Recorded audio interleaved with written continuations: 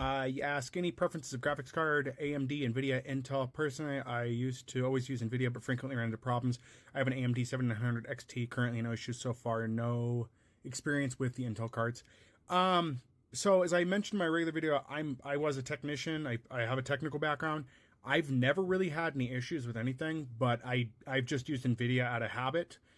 Whether that be a card that's produced by another manufacturer under their chipset or whatnot. I particularly like the EVGA brand. I've had really good luck with them. I have never had to make a warranty call for graphics cards ever since I've been using PCs for gaming. I've never had to make a warranty call on that, or boards for that matter.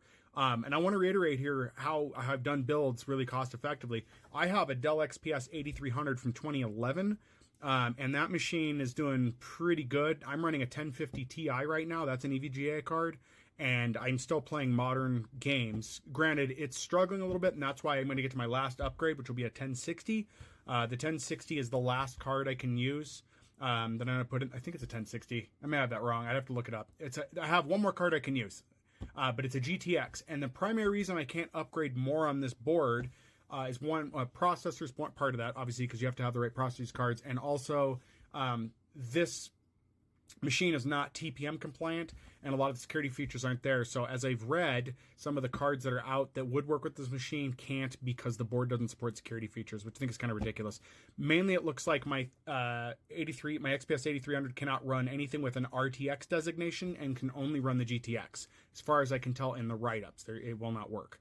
And this machine has done me pretty well, but again, I'm my own technician, and I avoid doing a lot of things normal people do. I don't overclock. I used to be big into that, and when I was doing that on older machines, I did notice issues there, but then reversing those changes seemed to fix them. So again, as the message I keep putting out, I think a lot of things are because people are trying to do things that they don't need to do and maybe overspending and stuff. And so and an update on the new build I'm doing, I was able to get the price down to $1,000 now from $1,500.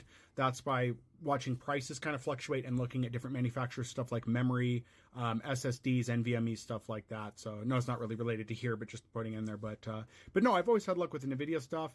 I don't know if it's luck or just that, again, being a technician, I know how to diagnose problems and sometimes can see things before they're going to happen, and have avoided that because I've never had that happen. I haven't had a gaming rig I built crash because of an incompatibility or anything, or just the parts dying out. My stuff has lasted for a very long time.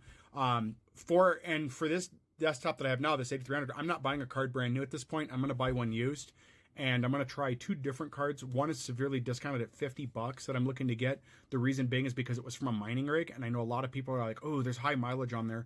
But I can do things like replace the fan, re-oil the bearings, stuff like that. So that's probably going to affect what I'm doing. But sorry for the long-winded response. Just wanting to share this information out. If you have anything else you want to add, feel free to. Thank you for the comment, by the way, and I appreciate it.